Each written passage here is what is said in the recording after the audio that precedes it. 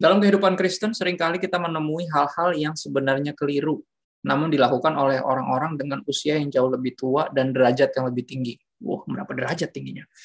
Kita yang lebih muda dipaksa untuk tunduk dengan ceramah moral kidnapping, seperti orang Kristen harus begini, tidak boleh begitu. Bagaimana kita harus mengatasi hal ini tanpa mengesampingkan kasih Kristus? Silakan yang lebih muda.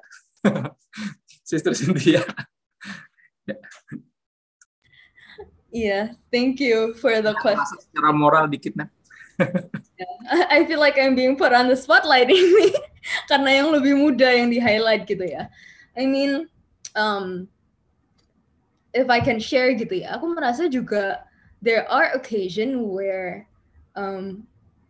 kadang-kadang orang itu memang bisa secara sengaja atau secara nggak sengaja do those kind of things gitu. Dan itu pun juga aku rasakan gitu. Aku nggak bisa ngomong for those people gitu ya, orang-orang yang ada di church elders atau dan lain-lain, tapi mungkin aku lebih ngeliatnya dari my position in which aku tuh kan kasarannya, let's be real, I'm a woman gitu kan, aku perempuan, terus segitu aku lebih muda gitu. Terus di mana aku tinggal di sebuah society yang very very patriarkis gitu, kadang-kadang bisa ngomongnya, tapi juga ada hierarkinya gitu. Ya kan, like if you're born in an Asian family gitu, your life purpose is to make your parents happy and to make your parents proud gitu kan. Kalau misalnya anything that you do yang di luar itu kayak you bring shame to the family gitu kan. Jadi I feel like living in that society jadinya, makanya kenapa I feel Christianity itu interesting ya, soalnya kayak justru Christianity itu membuka dialog-dialog yang tema-temanya tuh berbau kayak gini gitu. Makanya kalau misalnya if I look at the person of Jesus, yang dilawan Yesus dulu kan juga orang-orang yang kasarannya hierarkinya tinggi gitu ya, yang kasarannya status sosialnya and whatever it is, they're like above Jesus yang dalam tanda kutip anak carpenter doang gitu. Jadi if anything, I'm consoled by Christianity kalau memang mau lihat Yesusnya. Tapi ya, I guess it is a real issue, and I hope that there's an answer to that. Sekarang silahkan yang lebih tua. Pak Yakub, mic-nya boleh deketin lagi Pak. Tadi kata teman-teman agak kecil lagi suara. Ya, Pak. Suaranya sudah cukup bagus? Gimana? Coba boleh lebih mendekat. Oke. Jadi begini ya, menurut saya ini, kita ini sebagai orang Kristen memang kadang-kala melakukan kesalahan ini. Kita selalu berbicara dalam konteks what dan tidak pernah why. Jadi kita selalu ngomong what to do, how you should do it. Cuma itu aja. Tapi kita melewatkan satu elemen yang penting, yaitu elemen why. Dan ini adalah kesalahan yang dilakukan banyak orang Kristen di dalam parenting. Saya sendiri pendeta, tapi saya tidak pernah mengajarkan kepada anak saya just do it begitu kan ya. Enggak. Saya akan explain kepada anak-anak saya. Jadi anak-anak saya sejak kecil saya beri ruang untuk diskusi.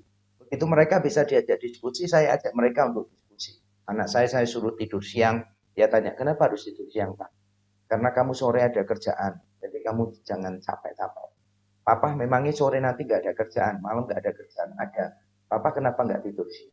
Jadi saya biarkan dia itu bertanya terus gitu, bertanya terus. Saya pikir ini adalah salah satu cara yang baik. Saya baru saja mengusulkan juga ke beberapa sekolah Kristen untuk memiliki critical thinking ya, supaya orang-orang muda, anak-anak muda itu diberi pemahaman, pelatihan, bimbingan untuk berpikir secara kritis. Karena saya melihat beberapa anak muda itu kritis, tapi salah kritisnya. Mereka kritis terhadap pandangan orang lain, tapi tidak cukup kritis terhadap pandangannya sendiri. Jadi mereka memakai standar yang sangat ketat untuk orang lain, tapi tidak mau menggunakan standar yang sama untuk mengevaluasi pandangan mereka sendiri. Dan menurut saya ini bukan critical thinking. Jadi saya sangat mendorong orang-orang Kristen, orang tua, sekolah-sekolah Kristen, gereja-gereja itu untuk menghindari kalimat-kalimat yang modelnya cuma otoritarian begitu tanpa penjelasan rasional. Gereja harus membuka diri untuk pertanyaan-pertanyaan. Gereja tidak perlu takut tidak bisa menjawab karena kita bukan Tuhan kok.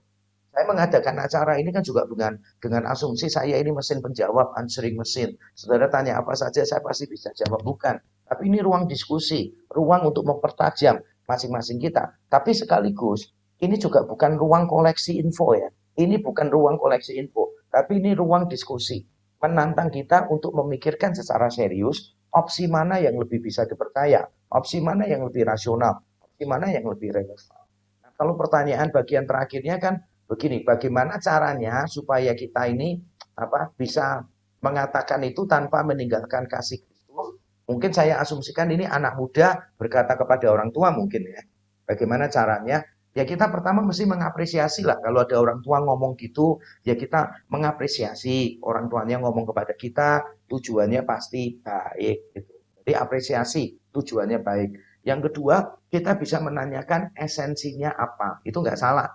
Menanyakan, memberi pertanyaan-pertanyaan klarifikasi. Maksudnya apa ya? Pak, Mah, gitu. Pak Pendeta, maksudnya apa ya? Gini, itu perlu kita tanyakan. Jadi setelah kita tanyakan, ya mungkin ada baiknya kita lalu menanyakan apakah boleh.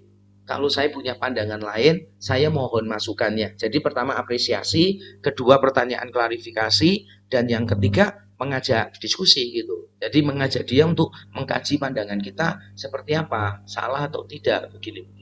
Saya pikir mungkin kalau kita melakukannya dengan motivasi yang benar, karena kita mengasihi, menghormati, dengan cara yang benar, dengan lemah lembut, dengan sopan santun, dengan isi yang benar, muatan substansinya memang benar, dan dengan tujuan yang benar yaitu untuk memuliakan Tuhan, saya yakin ada momen orang tua ataupun orang yang higher authority daripada kita mungkin bisa mendengarkan kita. Sayangnya banyak anak muda itu kan terlihat arogan di mata orang-orang tua gitu. Ingat ya, papa mama orang tua itu sudah banyak makan asam garam. Buktinya mereka lebih sering marah ya, dan lebih sering stres karena terlalu banyak makan garam dan asam. Kurang lebih begitu ya. Thank you.